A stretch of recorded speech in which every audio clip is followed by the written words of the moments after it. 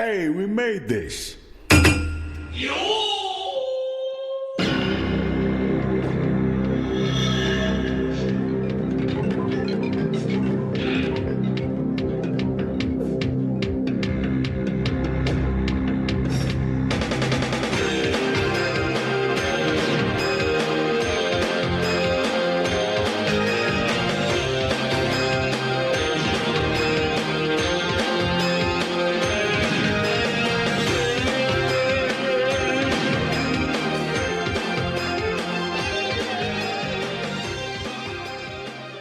So this week on CineMortuary,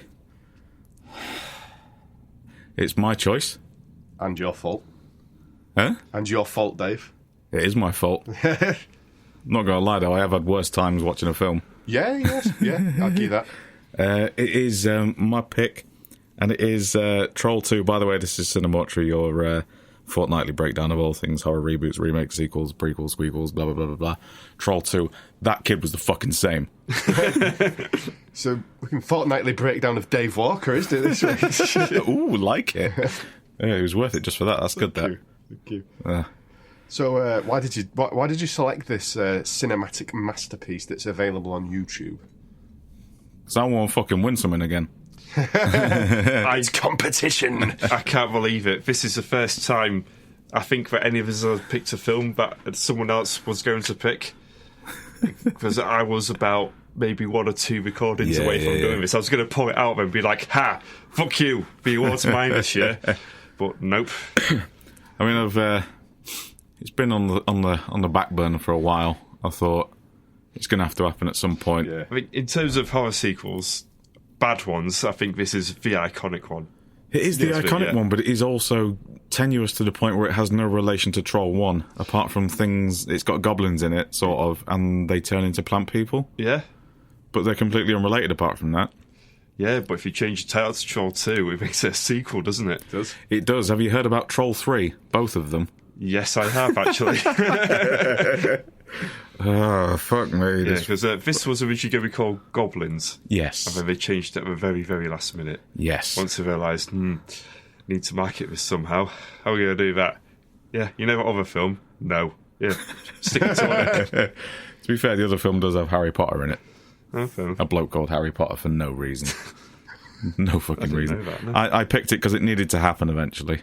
Yeah, I mean, like you guys, it's kind of been on my radar, and I'm like, I am not going to be the one to pick that fucking film. Plus, I've never seen it before. And I thought it was finally time to tick it off my list and I've seen get her clips. done. Clips I've seen, but not the whole thing. I've seen it before. Ah. And I've seen the documentary about it too, which I will be bringing up here and there to fill in a couple of things. Yes. Called The Best Worst Movie. Yes. Yeah. And if you have looked up any of the cast and crew from this, generally the only other IMDb credit is the fucking documentary about the film. Like, Jesus Christi, he's so bad. So yeah, that's kind of why I picked it. There wasn't really a reason there other than that it was inevitable. Yes, And that's fair. The Birds 2 wasn't available. Birds 2 wasn't available, no. One You're day right. we'll find it. We will. One day we'll find it. The search is ongoing. Yeah. Cool. Let's dive in. Let's dive in then, Dave. Cool. Someone with notes and a rational thinking brain. Okay. Well, that counts us out then, doesn't it? I've got notes, so I guess halfway there. We open on a grandfather telling his grandson a story about trolls, is that right? Correct, yes, with scenes of trolls walking in a forest to accompany it. Yeah, straight away we're informed via the visual medium that the troll creature effects are not what you would call top end. Not really. Very diplomatic, Wilson. Yes. Yeah, I think my first ever Halloween costume was better when, on a whim, I decided to dress up as a mummy.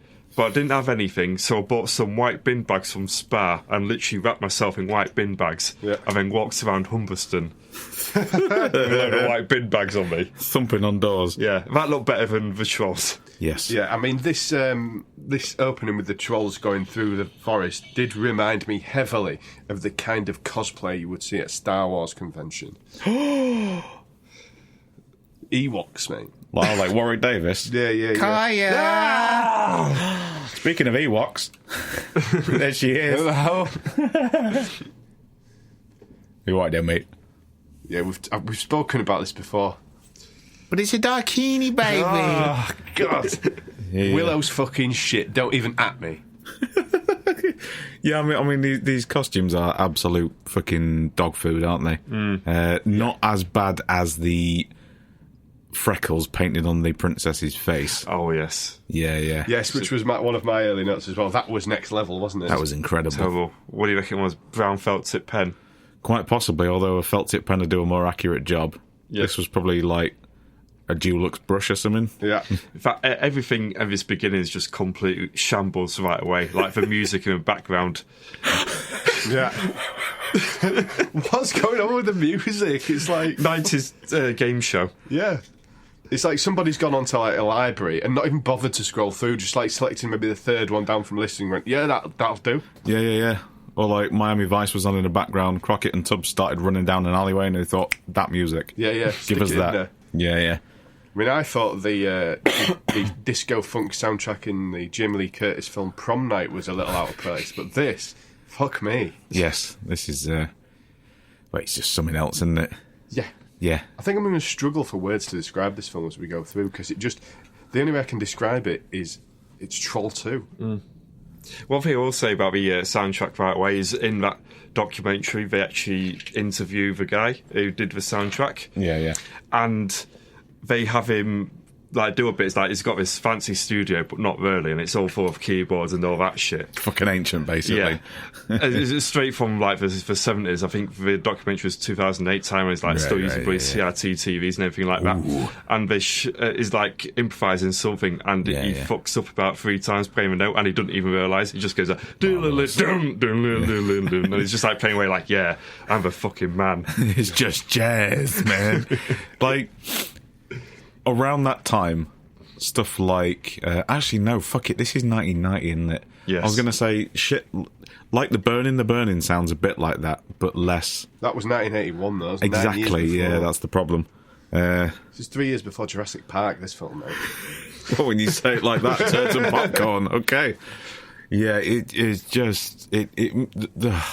There's a mark to miss, and then there's slipping on a banana peel and shooting your cock off, isn't there? Yeah, of course there is, yeah. Have you ever been tempted to submit anything like that for any of your work? Have done once or twice. What, after non-payment? No, usually if I don't like them and they're not paying right, I'll just think, well, if you're not going to pay right, then I'm going to just try my own thing and see if it works. As a sort of basis for comparison, although there's obviously... You know, we hold our hands up and say there's a massive budget discrepancy between these two films. But this is the same year, this film, as our last episode, which was Predator 2. Yeah. So it is what it is, basically, isn't it? Yeah. I mean, you watch, comparatively speaking, let's say... no, Roger Corman is about as bad as this. You watch stuff by, like, Full Moon Entertainment. It's the same kind of budget. They know what they're doing. They'll put a bit of tit in there. Yeah, Quite a lot of tit, actually. Stuff that was coming out a couple of years before this still looked better. And they were brave enough to use, like, stop-motion animation. This is... I mean, this makes Carnosaur look like Jurassic Park. Fair. Yeah. I think that's a fair assessment. In fact, it's not as good as Troll 1 in terms of effects. No. And that was cheap as well. Anyway, we should continue. Yes. What happens next, Christopher, in this masterpiece? Well, the masterpiece, Chris Wilson. Hey! In joke. Right. So, Grandad is telling this story about Peter and how he's deceived by a goblin in disguise, that being the fairy lady. Yes. Yes, because apparently these trolls and goblins can transform into whatever they want, even though they never actually do this later on. Yeah, they do. Not really, though. The trolls are the townsfolk, spoiler. Yeah. Oh, yeah, they are, aren't they? Yeah. Shows how much attention I was paying. Yeah. If they're going to turn into like a bomb or something, or like a liquid Terminator, it would have been way better for their odds. But It would have been, yeah. Yeah. But yes, because Peter has been deceived, suddenly he's turned into half-man. It's turned into a load of green goop, so he can be eaten. Like half man, half plant, because that's what the goblins eat or something Exactly, like that. That's yes. their favourite food. Yeah. Soylent Green is people. It is. I keep telling them that. When will they learn? They never will. But the twist here is after the star is finished, Josh's mum comes in, Josh being like the young kid, and Grandpa Seth wasn't there at all. No, there's just a Game Boy Advance SP Tribal Edition on the chair next to it. In joke. Now, you see, this... So, nobody exactly shines here in an acting capacity, to be diplomatic. No. And there is obviously one oft replayed clip from this film that we'll get to later where the acting's quite bad out of context. I would say the Armitage Shanks Award for Performance of the Week, i.e. not, would go to the mother in this film. Oh, fucking hell. Who's definitely the worst and definitely has the worst lines. Oh, you see, I was going to bring this up after we get introduced to other characters, but I'd say it's Holly, the daughter. That's the worst one. She's the worst one because she's got the George Lucas dialogue. Yes. Yeah. Yeah, it's her material, I'd say, is like all the mother has to do is just say like random mothery things. Yeah. With her I eyes love you, wide Josh. open. Yeah. I love you, Josh. Yeah. No, but I'd say Holly is far worse because it's quite obvious, even at her young age, that she fancies herself as a really good actress. Yeah. You can tell she's full of her own shit, can't you? And she's not. And she's the only one that's really tried since then to make a career out of it. She hasn't. And even the mum knows. She looks in on her when she's lifting weights and she's like, "Oh, you're right in there. Yeah, I'm good, just working out. Cool. Yeah. Do you want to put some actual weight on there? Slam." You mean the workout montage that makes the Slumber Party Massacre 2 workout montage look like fucking Citizen Kane? Absolutely. Yes. Good Lord above. How many reps is she going for per set? Well, someone told her that 200 reps builds muscle. As we cross here to fitness expert Chris Wilson to break down this workout. I mean, she just wear out her elbows doing that over and over again with no tangible benefit. It just wears down on her joints. There's literally no point of her doing this. I would love it. Well, for starters, I would love it if she had abnormally large pecs compared to everyone else. Like, if she was just really scrawny but fucking stacked in the chest. But also, like, if she could actually fight later on in the film. Then that'd be something, yeah. Yeah. But I'd say if she wants bigger pecs, then just shove some toilet paper down her bra. Get some toilet roll down there, love. The chicken fillet job, isn't it? Oh, my goodness. Also got, the kid. The kid is probably the best actor in the film. However, he sort of prefixes everything he says with this ghastly expression on his face. Like, what's... sort of. What's the last in Terminator 3 called? She's in Homeland as well.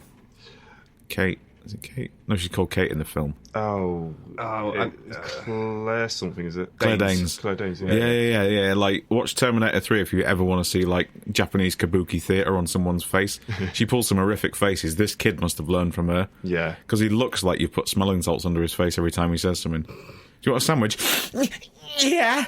You're very reactive, like all of the performances. If we can use the word performances. Dynamic. So bad acting all round. Yes. It's probably something that's going to happen over and over again in this film. I think the next scene is where we're introduced to dickhead older lads. Is that right? No, we've just got a quick bit with Dad as well. Oh, God, do we have to? Go on, then. Dad's fucking useless as well. Yeah. So Mum goes downstairs where Dad's like watching TV, and the dialogue is, "Oh, we're going on vacation tomorrow. Yes, we're going on vacation tomorrow. Oh, I can't wait to go on vacation tomorrow. Vacation tomorrow. Oh, what do you know about goblins? Goblins." Scene.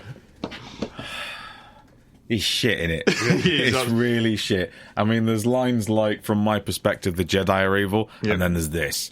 This is bad. So, in the defence of the Dad, do you know what the actor's actual job is?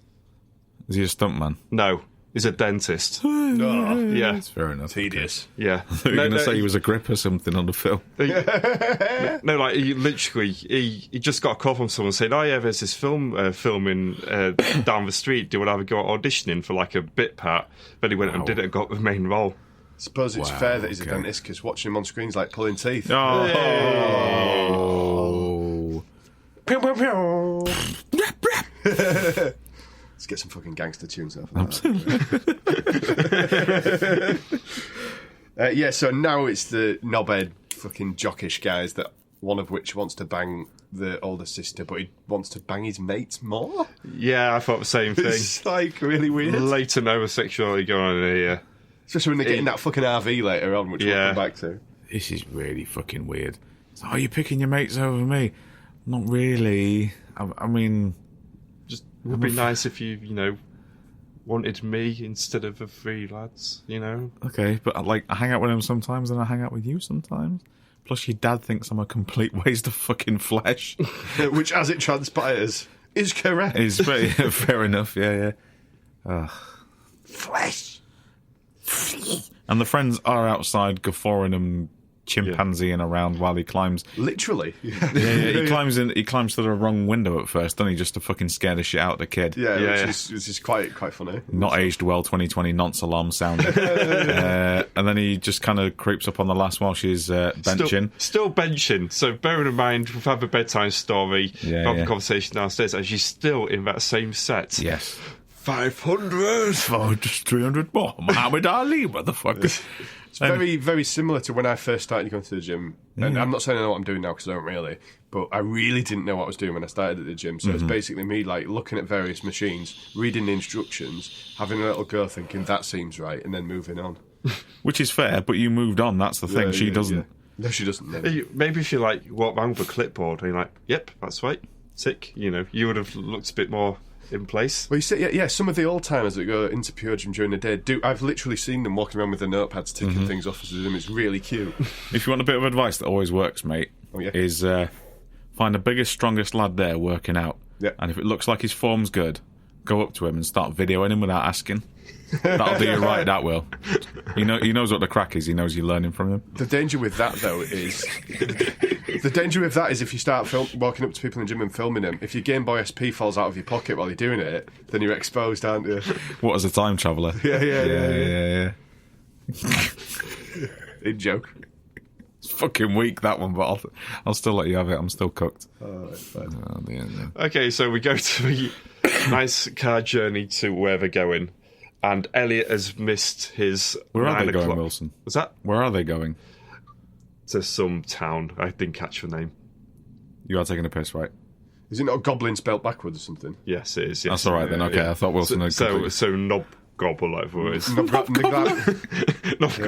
Nilbog. Yeah. Nilbog, that's it. Yeah. That's goblin spelt backwards, Mike. It's like that moment when I had the revelation back at uni that Tree Bar Extra Strong Mints was Robert spelt backwards. I was 19 then when I was mind blown by that. That's not however old everyone making this film was. Just like watching yourself in a bit of eating mints and so you're like... Yeah, exactly. Yeah. It's my fetish. I just like to sit there watching myself eat mints in the mirror. Especially the spearmint ones. Sucking some mints. Got to keep it fresh. Oof. So Holly's crying because Elliot's missed the deadline to get in the car. Oh yeah, she's a proper whiny dickhead about this. They get into a proper argument, her and Mum and Dad, and in the end, Mum gets so desperate, she's like, "Josh, do us a song, or do that unique song that you know." This is horrendous. There's something fucked up going on in this family for her to... Yeah. It seems really weird. Sing the song, man. I don't really want him. Sing. Do you know what it starts to remind me of, this dynamic at this point? Yeah. The fucking Firefly Funhouse, mate. Yeah. I'm just waiting for something fucked up to happen. Yeah. Like the way these people are acting, like the dad's going to start hitting people in a minute. Yeah. Or put him in the boot or something. I was going to say, Josh sings a song when he gets violent. That's what it is. You either? Yeah. I'm going to be a lot more ill after this, I think. Let's keep it going for Dave. Might need to resuscitate him halfway through. Have you got some cufflinks to stay on your desk? Cufflinks? Yes, I have, thank you. Cufflinks, and what's this? Oh, that's your magic juice, thanks, Robert. I have a little glub on your magic juice. Is that cowpole? Fuck off. He's a big boy. It's not his Tixie Licks. It's manpole. Manpole. He loves a good manpole down his throat. Does the... Speaking of, Elliot in his shag wagon with his three mates. Yeah, no, right. Now, I know it's a little bit silly to try and pick plot holes in this film, seeing as it's easier to pick the plot. But I just, like... So, the family fuck off in their little family car, and the boyfriend and his dickhead mates follow him in an RV. Like, if he was his mate, why would you be up for going to Goblin Smelt backwards just to follow his missus? And then they're all, like, thinking there's going to be loads of hotties in the fucking butt-fuck middle of nowhere in America.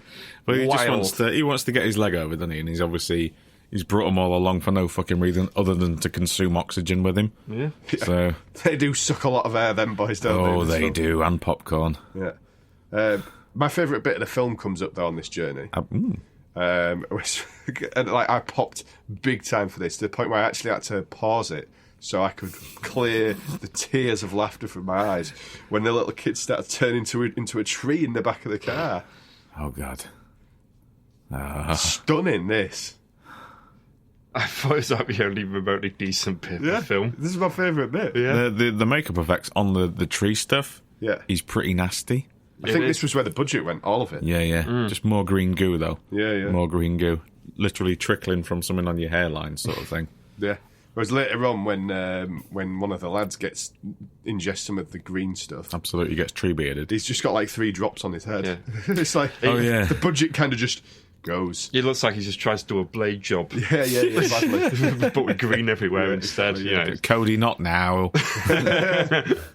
Fucking Goldberg just headbutting lockers. Yeah, and so as it turns out... Oh no, there's another bit first where Josh comes across a random person on the stood up side of the road with the sign saying "Stop them" on it. So His granddad. yeah, it's his granddad apparently. So he pretends he's going to be sick to get them to stop the car. He runs out to see him, and then Grandpa Seth's there with some more bollocks.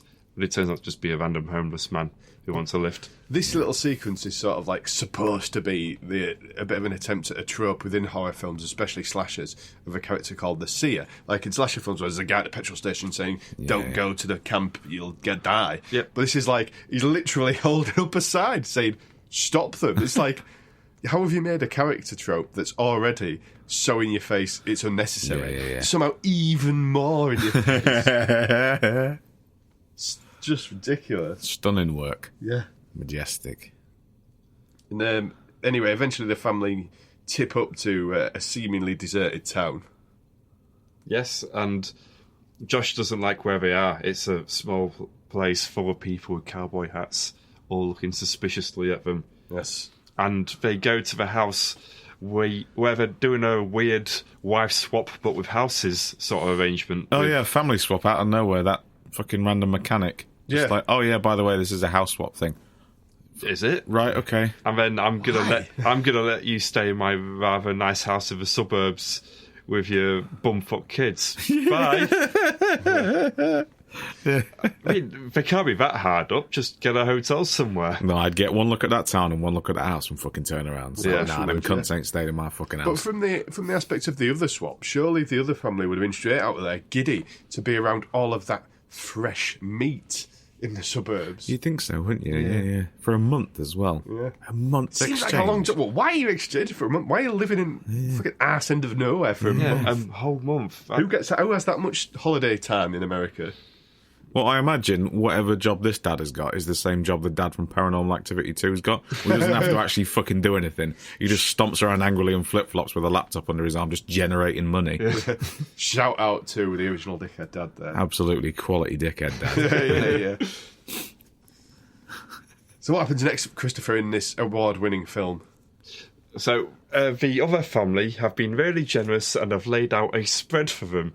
Love a good spread. Yeah. Where everything is bright bogey green. No vol-au-vents, though, I noted, which is disappointing. I know. Absolutely, yeah. Cheapskates. Yeah. It does look very bland, this. Like, they can't cook, but they put this green shit on top to try and add a bit of zing to it. Yeah. Like an empty pie. That's what I do when I meal prep. I mean, that's meal prep. You just like broccoli that is just very wet and doesn't taste about. Ooh, no, yeah, you so don't like a wet broccoli. No, it's not gone well. I switched to green beans. It was that bad. Did you? But all the family are just like, oh yeah, this food looks weird. Let's tuck in. Yeah. Yeah, because the first thing you'd do if you saw a fluorescent green coloured food, which is actually this very similar colour to the triangle symbol for the PlayStation, which I'm looking at currently in the studio. Yeah. Would you eat something that colour, like, if it wasn't, like, a broccoli? And the juice as well. There's a picture of juice that colour. You're like, Yeah, what the fuck flavour is that supposed to be? Uber Eats straight away. And bile. Yeah, you'd probably pay like fucking £8 for that in London. Yeah, it's a kale and kiwi smoothie. $7.50, please. Actually, that sounds quite nice. But it does turn you into half plant and the goblins will eat you. It's worth it. My objection there is for £8. Kale's a lie. It's hipster cabbage. I mean, you're not wrong. It's just easier to cook, damn it. That's why you prepare it. Oh yeah, that notoriously difficult to cook food stuff that is cabbage. Chuck it in a pan for 10 minutes. You don't know how bad I am at like, cooking. Chris, you've somehow managed to burn the cabbage again, even though it's submerged in water. Well, I fucking know. You grill it. Why isn't there a grill function on this steamer? Oh, wait. Oh, not again. Yeah, so they were about to eat some green shit, and then and then Josh sees Grandpa Seth stood at the window, and without the family noticing, he walks up to Grandpa Seth and is like, "What do I do, Grandpa Seth?" And he's like, "I know, I'll freeze time somehow." Bernard's watch style, except without the watch. Yeah. Well, these powers become like so great later on in the film that you think, well, actually, why are you just telling the kids to do stuff? Like, you clearly have power in you to just do it yourself. Why does it just freeze time and fix everything, even if it takes years, when it can click again and then everything's back to normal? Yeah. We've gone looking for plot again here, though, haven't we? Just to point out the Falcon can't do that. No, the Falcon can't do that. Okay, I've got that now, Not canon, it's head canon to some people, it's not canon. So we established, Rob, the Falcon cannot do anything with time. Right. Apart from pull people out of time holes. Okay. But those time holes are already there in existence. He can't go through them himself. I get you. So what happens next, anyway? So he says, right, okay, you got to stop him, right? And you got like 30 seconds to do it. It's like, Grandpa, that he's pretty fucking harsh. Like, there's 60 seconds on that stopwatch. Go fuck yourself. So the kid walks around with this look on his face like someone's just slapped him with a wet turd. And then just, like, checks out each individual person. You think he's going to do something funny like Quicksilver in X-Men? Like, oh, maybe I can, like, swap the pie in their hand with, like, a box of cat litter or something. That'll be hilarious. But he just looks at each one and then basically gets up on the table, flops his old man out and pisses on all the food. which is pretty funny. It's a fucking baller move, to be fair. And then it just cuts to fucking really mad dad just shoveling all this fucking food in the bin. and he drags Josh upstairs. Yep. And he sees the different signs on the doors, like saying names. Do you know what this is? This is hospitality, and you do not piss on hospitality. My favourite line in the film is coming up. Yep. Which made me think that it was actually deliberately a comedy.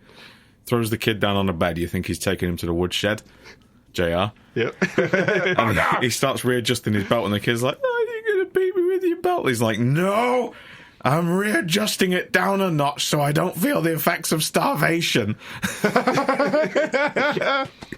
But it's delivered in just such a fucking... And you're just thinking, just go KFC. There's got to be one around here somewhere. Yeah. Oh, man. You've got vehicular technology. You can go wherever you like. You can just fucking leave, man. So do we waz off back to, pun intended, to the guys in the RV next? Yeah, we do. Okay. So all this stuff with the guys in the RV is just like, I can't even remember anything any of them said. It's like noise, and then we move on to something else. Like, literally, they're always, one by one, they will be fodder. Yeah, exactly, yeah. Yeah. Do we get on to fodder 1 soon? We go on to fodder 1 next. Excellent. So this is Arnold, the one with the glasses. Who he's feeling a bit horny and is fed up of watching TV inside with everyone else. So he steps outside the van, and wouldn't you know it, right away, there's a bit of tit walking past. There's a bit of tit running past, I should say. She's running away from something, and he's like, "Oh, I'll chase her down," and I know, fuck her or something. That's how it works. Well, you are in the urban area, in the rural areas. My apologies, of America here. So Yep. that probably is how it works. Probably. It's like the gypsy practice of grabbing, Maybe. which is. Is that a real thing? Yeah. Just give it a little Google. I don't want to go into it any further now because I'll probably be accused of a hate crime if I do. So let's just Google that, everyone listening.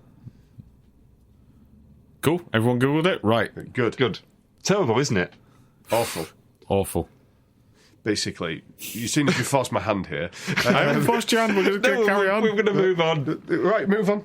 Yeah. Move on. No, I want to hear you now. All right, fine. Wilson. The practice of grabbing is at a social gypsy event, say a dance or a party of some kind. If a man sees a female that he's quite interested in, and there are some very loose rules on ages of this as well. Let's just say historically, basically the act of grabbing is literally they will walk up to this person on the floor, fight them a little bit, overpower them, grab them, throw them over the shoulder, caveman style, and take them back to their lair. Oh, so it's like Pop World then? It's basically like Pop World, yeah, just without a rotating dance floor. Well, that's the difference. That's where we're going wrong. Yeah. If there's a rotating dance floor, then it'd be like one of those Chinese buffets, wouldn't it, I suppose? Just with women on it.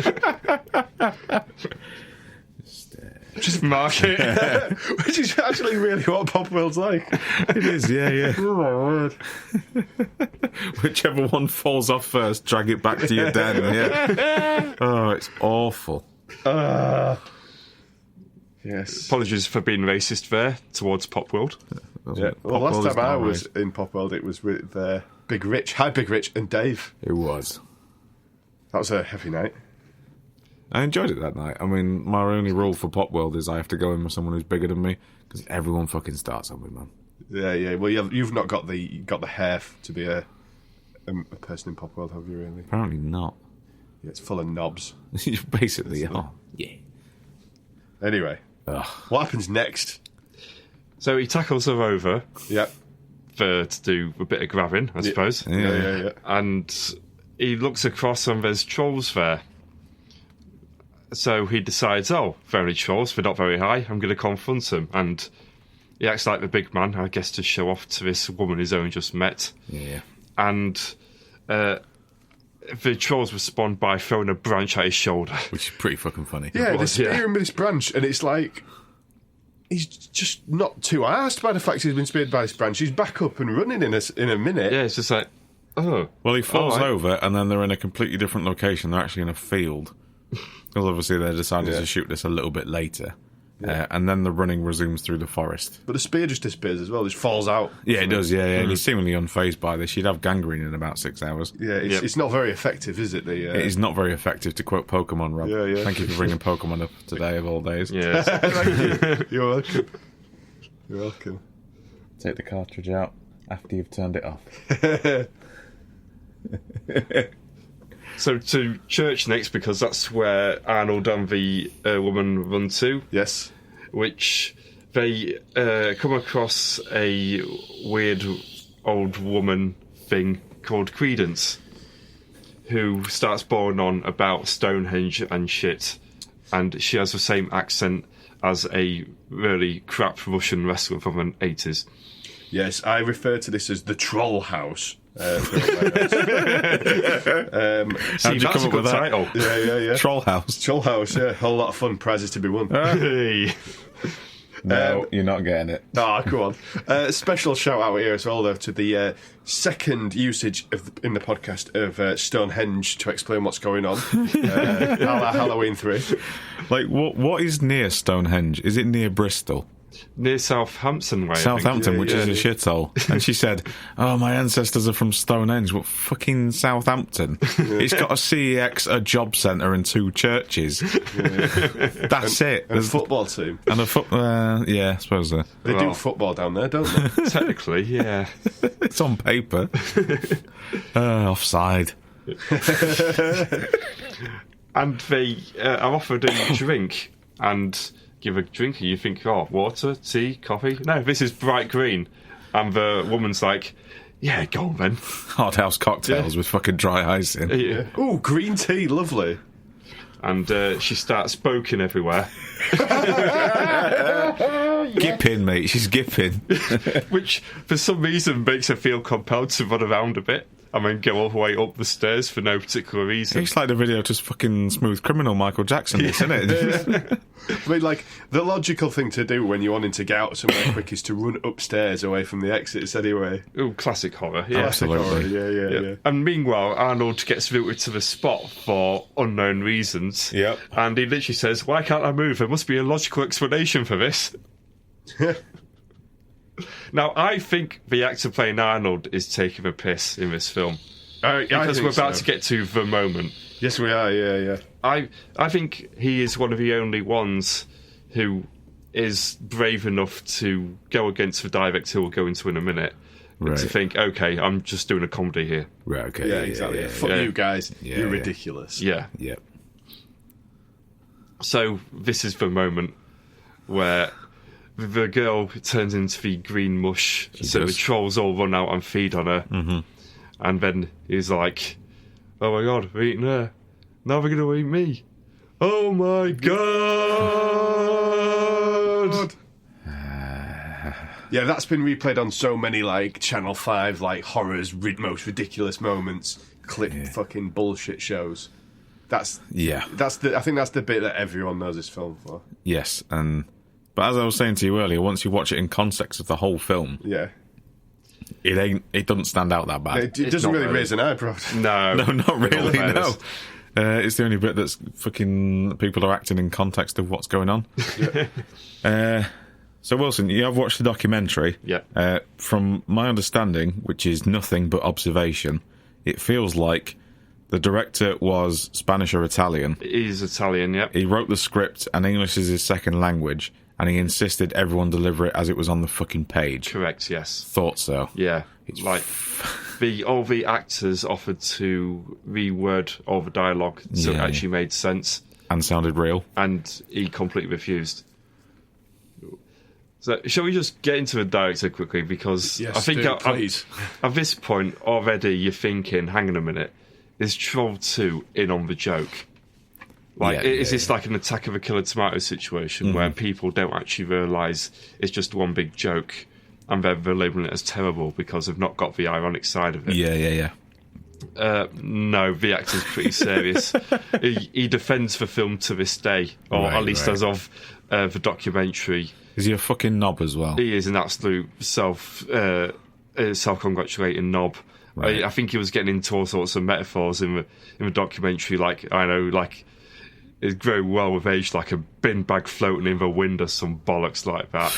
It was How can you be that up your own ass when this is your output? because he's Italian. Oh my word, Mamma Mia! Yeah. Yeah. I mean, like, to be fair...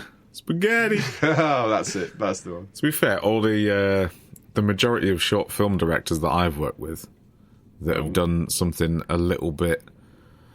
Oh, well, it's a self-reflection of the human condition and basically smartphones are bad. The film has been shit. Mm-hmm. Like, and they've not been aware of it. They've wanted to say more than actually... They're just so far up their own arse they don't realise it's just absolute wank. And then you've got 25 minutes of something that nobody in a festival wants. Yeah. So... I can see the trend with that kind of person. It doesn't surprise me. He comes across as very much a very bold type. Just tell a story first, Joe. Yeah. Just try and tell a story first. It's not even that good a story, but apparently this film, it was written because it was inspired by the writer whose friends, who, could you believe it, in the late 1980s all suddenly went vegetarian. And this was her response to it, I guess out of fear of not being able to eat meat anymore. Was it a female director? No, so it was a female writer. Right. And then he was completely serious about the script. And then the director, Federico something. Spaghetti. Close enough. So on the Italian side, we're completely serious about this film. Right, okay. Damn. Yeah. Well, Okay. and so just to temper the mood here from the intense horror fest of the oh my god moment, we go from one extreme to the other because we're back to more random aerobics from Holly, aren't we, next? Yeah. just Holly dancing for no reason. Oh, actually, yeah, this is aerobics when you haven't got enough room to do it, but the director says do it anyway. Yeah. I've never seen someone so aware of their own elbows. Yeah. It's like, oh, shit. Door frame. Yeah. Mirror. Light stand, sorry. What else she's aware of is the fact that she's a grandpa in the mirror. Yeah. So she's the first one other than the kid to see old granddaddy. I feel like I wasted my Ultimate Warrior of a Mirror analogy too soon with the other film. Yeah, you really did. Because this is full on Ultimate Warrior in the mirror. Yeah. It really is. But it's not, is it? Which is the problem when it should be. That would be great. Yeah. And I also love as well, Grandpa Seth here looks like Zordon. Rangers! Yeah, he fucking does as well.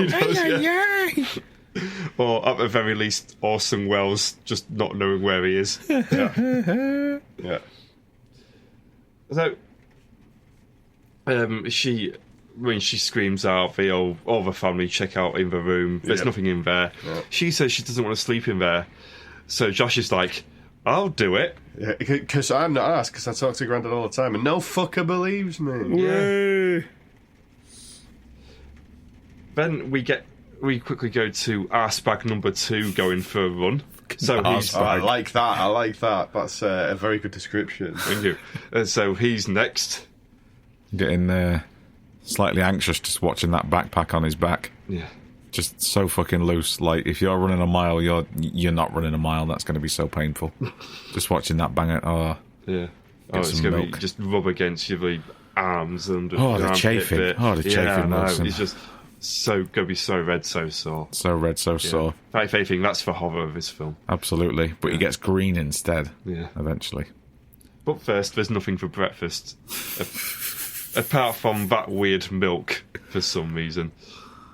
So, yeah.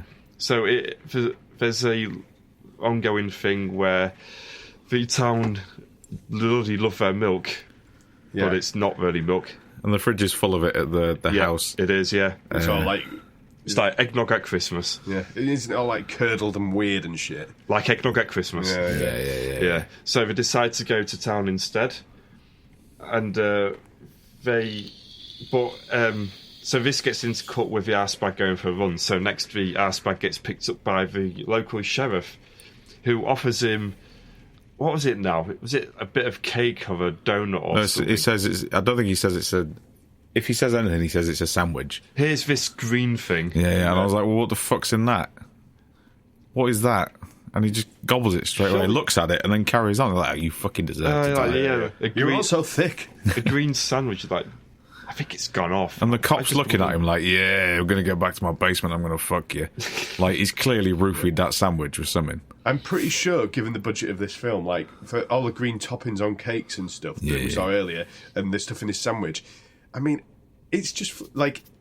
Is it just me that thinks it's really obviously just green Play-Doh that's been formed into a patty and put in a fucking... Yeah, it is. Or green icing at best, just so they can eat it. I think the budget was literally one of those small tubs of Play-Doh.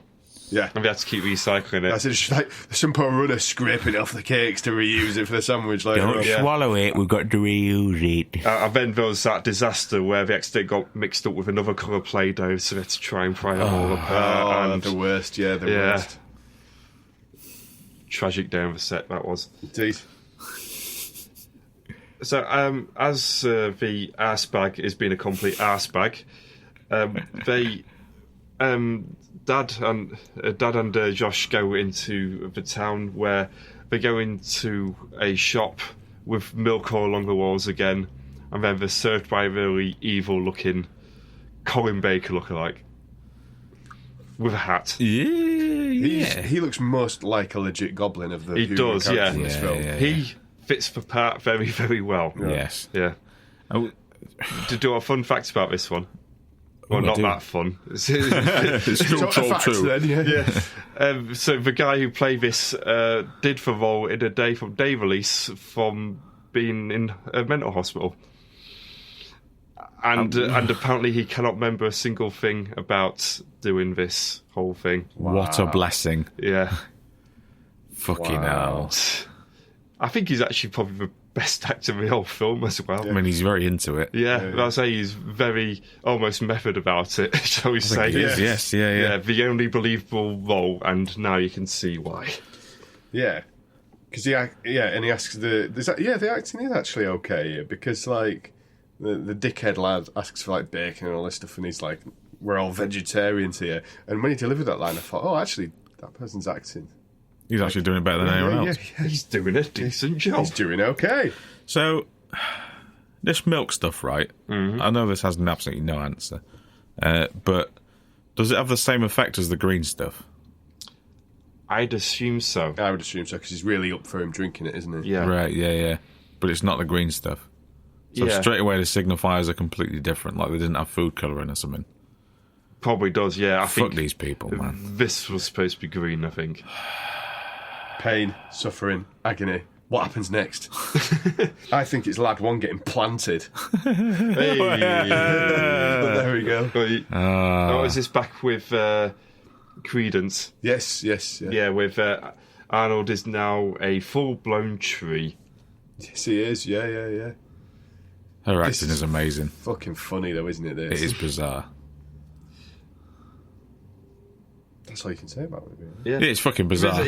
So, you think about Troll 2 is that he keeps jumping back and forth, because next thing you've got this really weird little scene where Dad and Josh go to the same shop that Arsebag was just in before that, and it's now all closed for some reason. Mm-hmm. So Dad, he takes a chair and he finds a kids' vegetable cookbook. And he's like, oh, really engrossed in it, just like, wow. Fucking funny, just watching any grown-ups reading a children's book and not realising how fucking dumb they look really amuses me. This is amazing.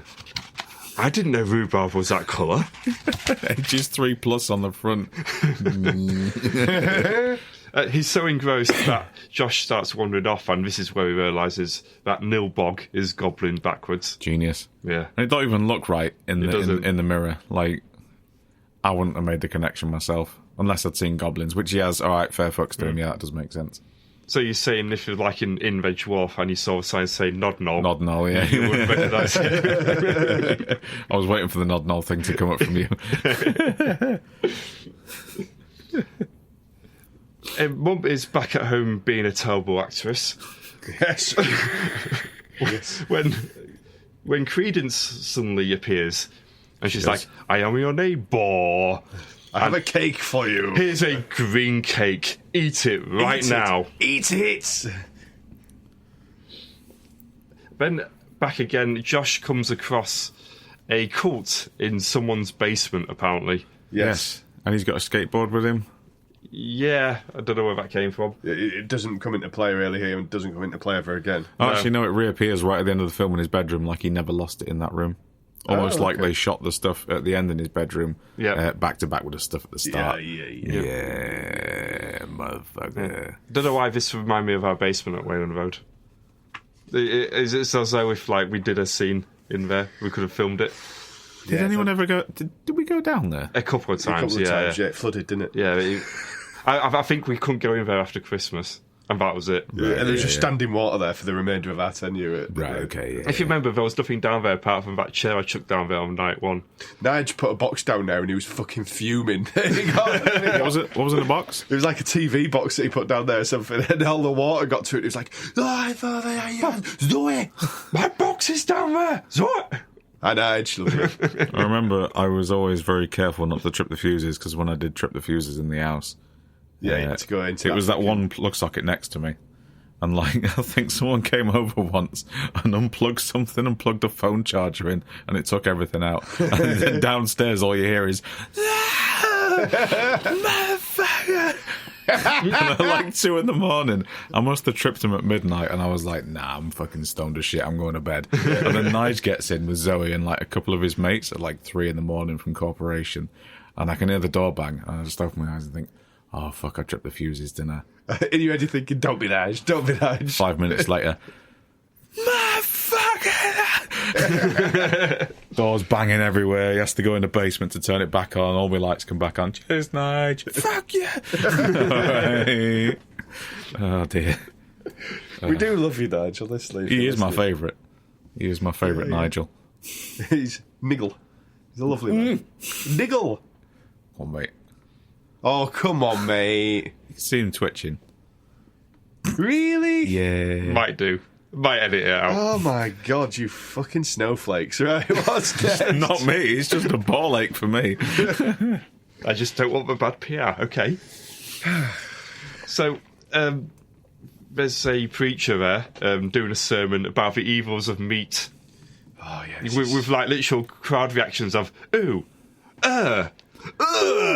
This is all so tedious, this. This preacher man looks like a WCW gimmick to me. Like, he looks like he wrestles in death matches. I was trying to place him. He looks like a wrestler. I couldn't figure out which one. I think it looks like two wrestlers. Okay. What if you give Raven a I've got haircut? one in mind. Go on, you go first. I think he looks like a wider John Morrison. Okay. Well, If he had got a short beard. hair, hasn't he? No, if he had a beard and all that lot. No, if he had a beard and a short hair, I think he looked like Tropical him. Disease John Morrison. Yes. Yeah, yeah. I was going to go slightly younger Steve Williams or slightly less rotund Ted DiBiase. I was going to go Ted DiBiase. No, With a that's bit of good one Raven as well. Yeah, and Raven, yeah. Is in that wheelhouse, isn't he, of like slick back hair, slightly smug wanker character? Yeah. Generic preacher number 51. Yeah. So he preaches a bit and it's really dull. He does, yeah. And then Josh, his skateboard escapes from him, attracts attention, so logically the preacher decides to grab Josh's face. Which is fucking brutal. Come here, cunt. Big face grab. And he tries to feed him ice cream. Again, not green. Yeah, come on, guys. If you're going to establish it, you got to go all the way with it. It's going to turn me into a goblin. No, it won't. It's actual faces. Alright, okay, that's pretty sinister, man. Dad appears to and rescues him. Out of nowhere. And the preacher... Nice. Yeah, very good. And the preacher tries to explain it all away. You know, it's all perfectly innocent, you know, just a child alone with 20 adults. In a basement. In a basement, feeding him ice cream. And even the dad's a bit like, yeah, something's not right here. Yeah. The thick as fuck dad has even started to like see what's going on. You can hear the cogs turning in the sound mix, man. It's clanky, isn't it? And then Dad and Josh drive back to the house, and on the way he manages to save Holly from Elliot and his totally straight friends. Yes. And this time they finally convince Elliot, look, fuck off you mates and come to the house. And so they do. Meanwhile, Arsebag number 2 comes across the plant museum or what the hell it is. Castel de Troll. Yeah, where Credence lives and where Arnold is in. And this bit is just amazing if it was directed completely seriously, which I assume it was, but again, I think at least Arnold is taking the piss. Yeah. So Arnold is rooted to the plant pot and they need a way to escape. And he's holding a fucking plant in his hand. Yeah. So Arsebag number 2 has to drag him out. And the way they shoot it is just a still frame. Yep. And he just like literally grabs the plant pot and scrapes and like... It just fucking wipes the frame very, very slowly. Yeah, just bang it on tripod, do a wide. Are you sure you don't want any close-ups to make it look maybe not absolute gash? Nah, bang it on a wide. Let's feel the struggle. It helps if there's any kind of soundtrack that supported any of this whatsoever. Just that dragging noise. Yeah. It is the statue puzzle in Resident Evil where you have to swap the statues from left to right. And it's just a tedious, repetitive animation. Like, fucking hell. So, of course, Credence comes back in and she has a chainsaw. And then she, I assume, chops Arnold's legs off. I thought she went, like, in hindsight, I think she went for his todger. Yeah, I thought that as well. Was that it? Because he was enjoying Whoa, himself. some kind of leg thing, wasn't it? Yeah. He's got wood, hasn't he? Oh, yeah. That deserves a hoe. I know you've not used him in like 10 episodes. Oh, There we go. That was quite good that day. that's all right, anytime. Well done. You say any time, but he always refuses to do it. He can do it live from now on. Yeah, can you? Do it on a night. It is the night. Hey. Oh, yes, okay. So he gets his cocked chainsawed off. Good. So, back at home. This is my... Sorry to... This is one of my favourite bits of this film as well. Do you want to go through it then? I'd love to just set the scene a little bit, because basically, as you've very, very accurately outlined, the dad starts to get suspicious in the previous scene of the locals, and so 2 minutes later they get invited to some kind of party in their honour of some kind, and they're all bang up for it. No, it's in their house, though, it's isn't it? in their house. They walk into a party. Right, okay. I must have missed that bit. All the townspeople have walked in. Although saying that, they've not broken in because the other family that went away to the other house with a basement anyway. Yeah. So they've probably just been let in by them, and they've got a big spread on and everything again. They've got a big spread on, yeah. And the family's like, yeah, all right then. Yeah, Cool. even Dad, who's just seen that fucking very dark scene in the basement, is just like, yeah, fuck it. They seem all right, actually. They seem pretty sound, cool. yeah. Brought it back around. This is pretty decent, actually.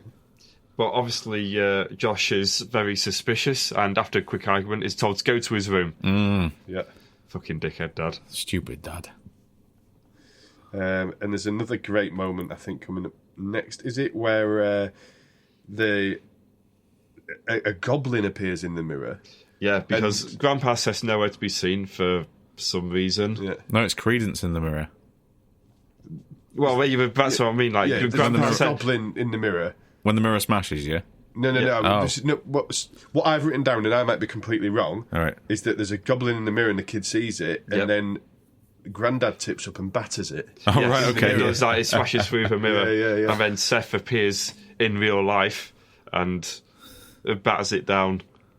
Why he couldn't have been there all along, I don't know. Yeah. Full-on seal club in the little shit. Yeah. And then he tells Josh, so, what do you think of Molotov cocktails? Oh, I made this, by the way. What the fuck, Grandad? The leprechauns tell me to burn things. Yeah, and they decide that even though their family are in there as well, they might as well just torch the whole fucker. What we're going to do?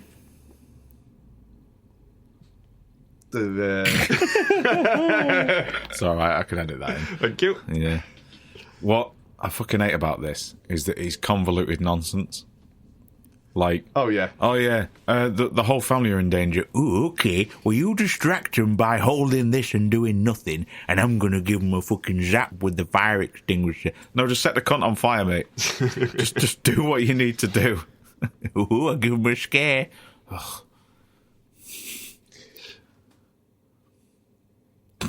I'm a bit lost now. Fair enough. So, the preacher guy appears, and apparently all this magic stuff is sacred, and he manages, by yelling a bit, to banish him out the order of a magic thingy.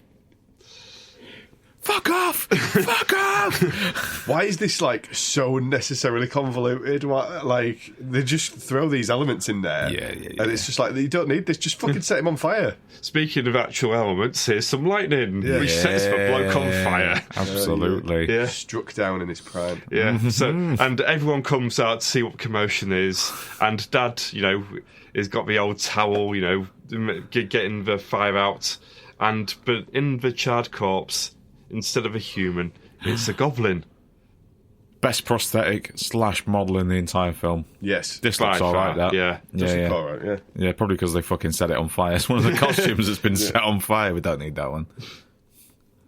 Yeah. And then they surround the family and did they trap them in a farmhouse? In a barn or something? And I think we go back into the house, Yeah, and then they they just surround it, so they're trapped in there. Well, they surround the family in the least threatening way possible. They all just kind of stand there and Yeah, look they like do. really awkward extras from the neighbouring town. Yeah. It's like you could just get in the car. They're not doing anything. Yeah. This next bit is hilarious. So it's at night time now. It is hilarious. With the police, cars and all that lot Yeah. there. And the policeman holds up a bag and says, "Don't want any trouble. Here, eat these sandwiches. Everything will be better after that." You'll go to sleep, it'll be easier. And then he just throws the sandwiches out the door, like, plop. Full on shit cans, this bag of sandwiches. Bam, bam. And then we go on to another highlight of this film when we go back to the RV. There's one lad left in the RV. Credence has transformed. And, Credence is transformed. She's pretty fit. Seduces him. Yeah. And I have to say, this is the first time I've ever seen corn on the cob used in a sex scene. It is. It's interesting. I'm going to put it out there. Awkward boner alert. But like, he's fucking weird. It's weird as fuck. Yeah. It's like sort of like a Cronenberg / Lynch type setup where she's like walking along with a TV, holding this corner of a cob for reasons. Oh, dick metaphor. What? No. Yeah. No, that doesn't make any sense. What the fuck? It's just a popcorn, isn't it? Yeah, she's just holding it. Then she's real because he goes out the RV. There she is. They walk in again. And then she shoves the corner of a cob sideways into his gob. Yep. So, and then bites on it, which, if it was a knob, you wouldn't want him biting down. And then popcorn appears. A fucking popcorn! Lots and lots of popcorn. When they cut back to it later, he's just like fucking submerged in popcorn. Just popcorn dust in his mouth. Fucking why? Like, I don't know how anyone would have even thought of that. Like, I don't know how you would get there. Without it being a joke. Yeah. If it was a joke, I'd get there eventually if I tried real hard. Yeah. But like in a serious film, no. Maybe if we have any Italian listeners, is this some kind of like weird Italian sex thing that us in the UK don't know or understand? Yes, we all fucking with the popcorn. Yeah. Thank you, Mario.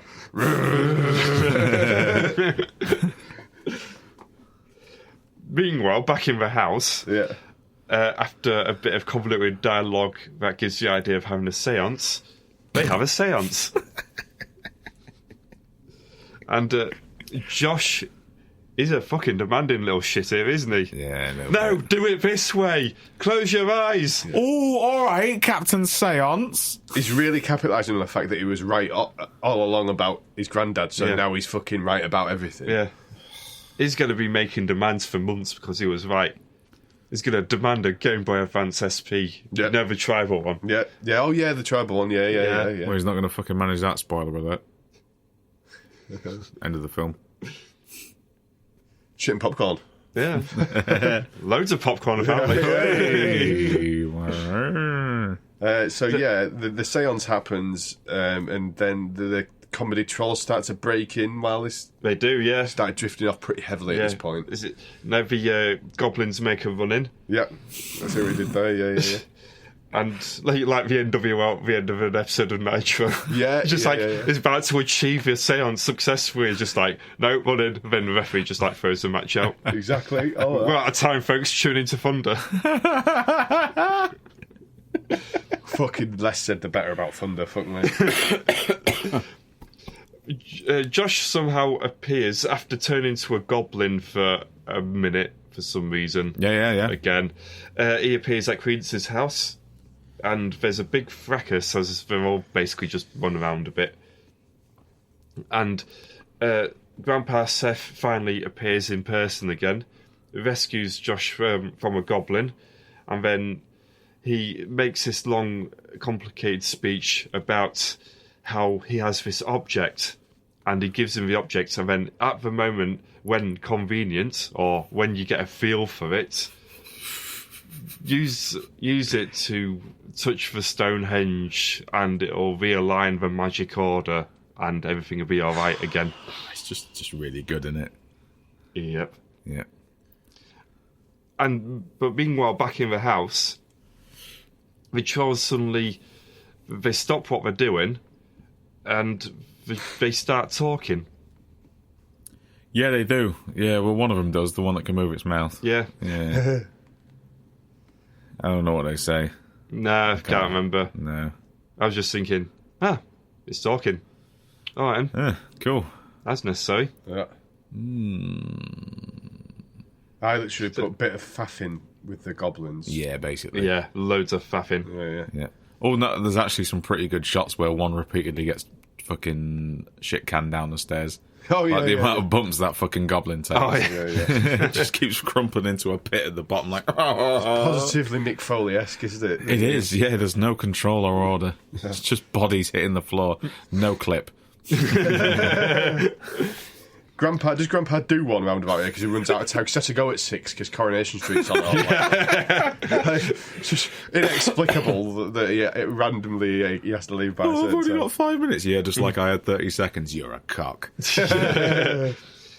Never mind that, because Josh starts touching the Stonehenge, and that's the plan. Just touch the Stonehenge, keep your hands on it. Yeah. Which reminds me of, I think it was on ITV, there was a weird game show called Touch the Truck, and I think... Only you could fucking remember this shit. I think this was a Dale Winton vehicle, you know, and the whole idea of the show... Sorry. Oh, That's right. good. You're a juggernaut of puns tonight. And the idea was you just keep touching the truck. The person who keeps holding on for the longest wins. Someone eventually won. That sounds tedious. That's bottom feeder stuff, that is. Really, that's... oh, my God. Just carry on about your business. I'm going to see... So speaking of... I think it was called Touch the Truck anyway. Are you going to look it up now? I am. Speaking of tedious, they all touched the stone for a bit and then the troll started exploding. Yeah. Oh, that was also... I found it. I typed in Touch the Truck and it came up with Dale Winton Channel 5 and I thought, yes, of course. Of fucking course it is. Touch the Truck. 2 hours, 47 minutes. Yeah, is that every episode ever? Back to back. It's got more minutes than it has views. Yeah. So the trolls start exploding. Let's bring this fucker home. I know. Trolls start exploding. Everyone's happy. They all get away, and then they go back home. Actual home, yes. Actual they home do, yeah. in their own house. Yep. And Dad and Holly have got to go somewhere else again for some reason. Right, dropping you kids off. I got to go to work. Oh, I've got to go somewhere too. Cool, you two fuck off there. All right, cool. What? Haven't you just come home early from your holiday? Why would you have plans? This horrendous experience. I just got to swing by the office, tell them I'm back early. Fuck you! Come back to the house and hold me. Swat! And the mum goes into the fridge where for some reason there's a massive bowl of apples in there. So she's thinking, yeah, I'm going on holiday for a month.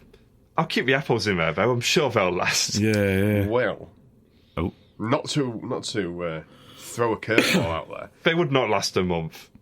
That's not where I'm going. Okay. Keep your powder dry. So theoretically, what could have happened here is this could have been a backup goblin plan, and where the goblin family could have gone to the house, put their apples back, and then gone back again. It was exactly that in all fairness. Yes, it was, yes. Yeah. In all fairness, that is exactly what we're going for. I didn't get that bit. But it's just a thought process of mum going, oh yeah, those apples, yeah. I definitely put those in there. Nom, nom, nom, nom, nom, nom, nom. It's like fucking Scooby-Doo, and she just eats whatever's fucking there. Josh goes upstairs for a little bit, just a bit of distraction until Mum screams, oh no! He goes back downstairs and, yeah, she's all green goo and the goblins are all there, eating her all up. She's getting trolled. Yeah. Hey! And Josh is screaming, they're eating my mum! Yeah, not for the first time.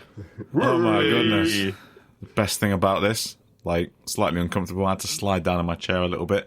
There's two, prosthetic boobs. Oh, yeah. In the pile of gunk, which is the only thing that resembles, a former woman. Oh, no. And, it's just a pile of gunk with this obvious, breast chest plate thing. Oh, no.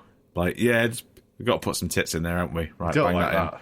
Can we just fuck off? We're just not. Can we just not, please? It's fucking weird. And that is it, isn't That's it. That is the end. Cue that amazing theme song.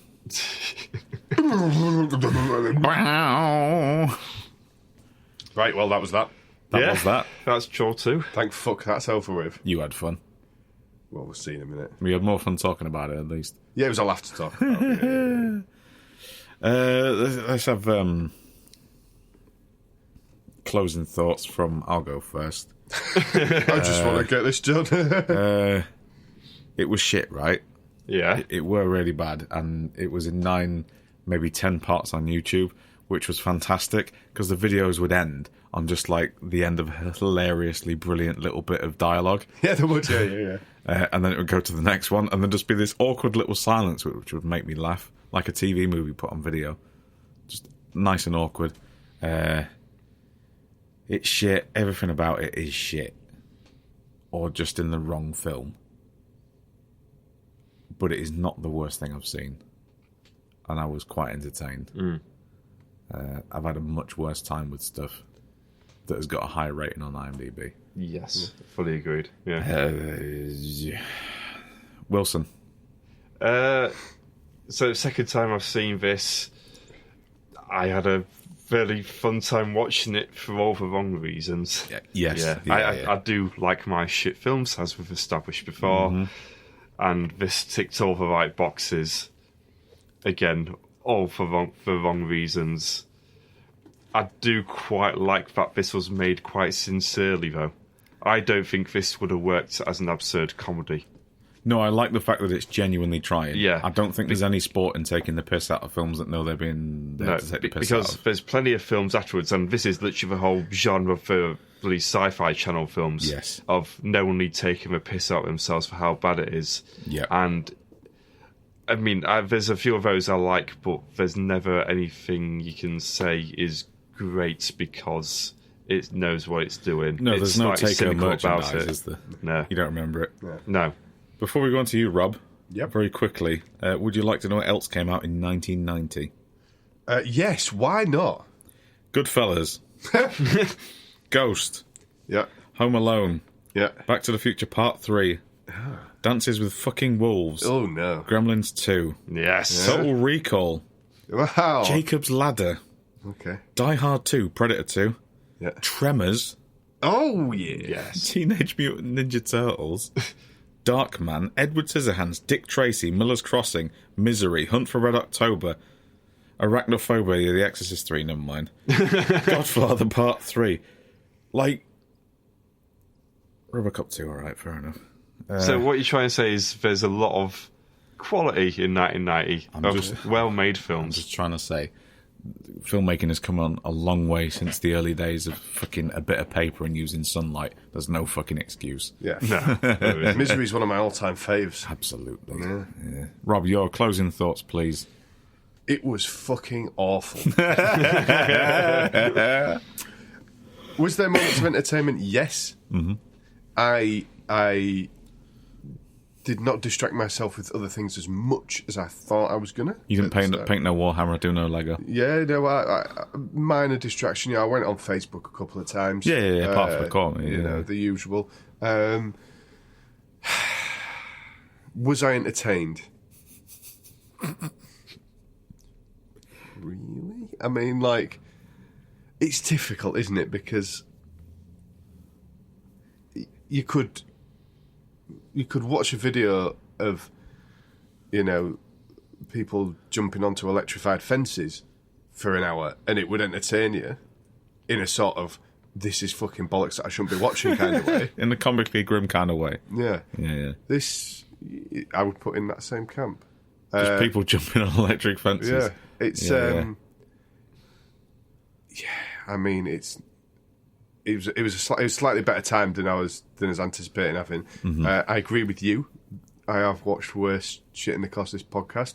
It was better than Tomb of the Dragon Emperor, Mummy 2, Part 3 in fucking The Mummy Istanbul 3 or with the whatever Dragon it's called. Emperor. That one, yeah. That one. I'm going to smash his face like a Ming vase. Yeah. Yeah, that was not as entertaining as this. No, that's a tedious, drawn-out shitfest. That is, yeah. So yeah, it was all right. I've watched worse in the pursuit of our Holy Grail. Is my The holy final mission, thoughts. yeah. Yeah, the Holy Grail. Okay, well, while the dog turds are still fresh, what is your turd rating? What, 10? 10 turds. Cool, that's fair. 10 turds. And what is your sexually awkward popcorn encounters? I am going to lavish significantly less popcorn on it than was lavished on that scene. I'm going to go... I'm not going to be a bottle job and do half measures. Hi, Tim. Hi, Tim, love you. I'm going to go 3. I'm going to go for a 3. You're going to go for 3? Right, 3 okay. popcorns, yeah. I didn't really have a great time with it, I'll be Okay, honest. all right. But it was definitely at least a popcorn and a half better than stuff like The Mummy. Oh, yeah. Fucking 2 popcorns better than The Exorcist 2, for sure. Hey. Cool. Okay, I'll go next. Turds, it is a 10.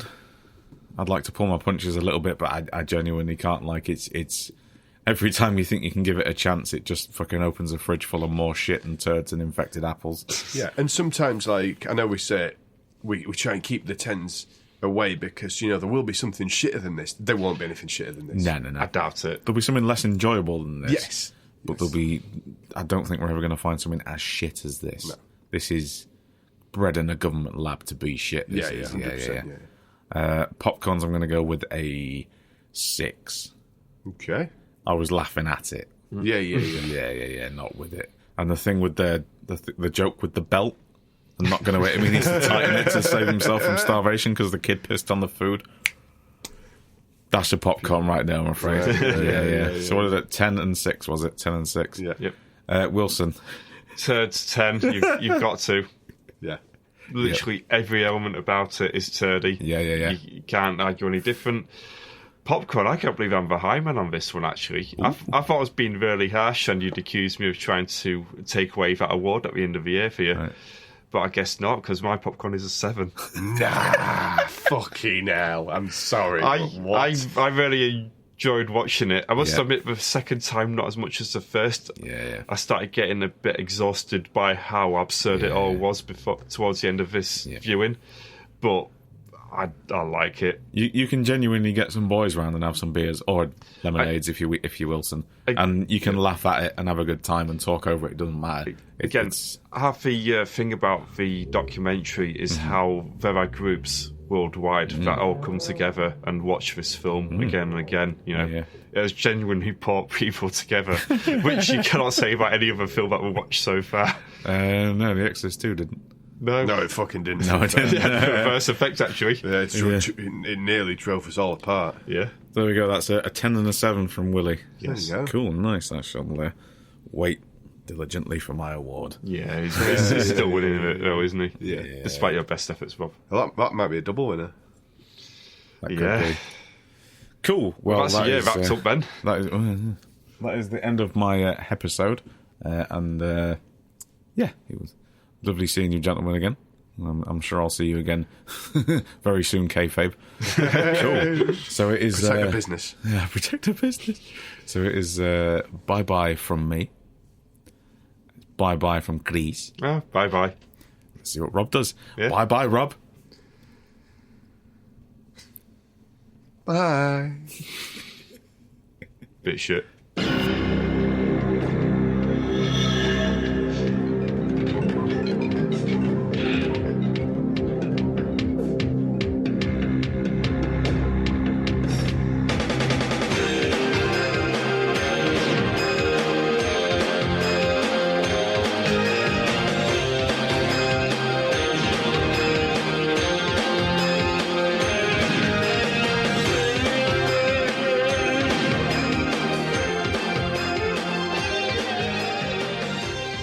Previously on the We Made This Network. The Giddy Carousel of Pop. Carol Decker from Tapao, who were actually at number 1 with China in Your Hand when this issue of Smash Hits was Indian news agents. Carol's really up for it. She knows what the kids want. They want stories about being sick in a cowboy boot, so they get that. I've fallen asleep with my head down the toilet many a time, and Ronnie, who's out of the band, her boyfriend, has helped me throw up into a bucket. She's a short-tempered bitch, according to what it says here in the article. Doesn't she throw some stuff at him? Yes. Life's milestones. So let's move on and talk about birth. When and where and how were you born? Through the vagina, I believe. Oh... I've literally just said what a great man you are, and then you're really crude. You are a very literal person. I was born at the outset of the National Health Service in 1947. Free with this month's issue. When we supported them, we brought loads of family and friends and people. My parents and my sister came, and as everybody was walking along the drive to get up there, their tour bus was there, and their guitarist was standing in the doorway beckoning at lots of underage girls while wearing a t-shirt that said drugs, unsuccessfully, and I think in a joking way that he was sort of beckoning. Okay. But would have got me. My mum was not very impressed. Neither was my girlfriend at the time, Kelly, because I wouldn't let her go on the fucking tour bus. Check out all of these shows and more on the We Made This podcast network.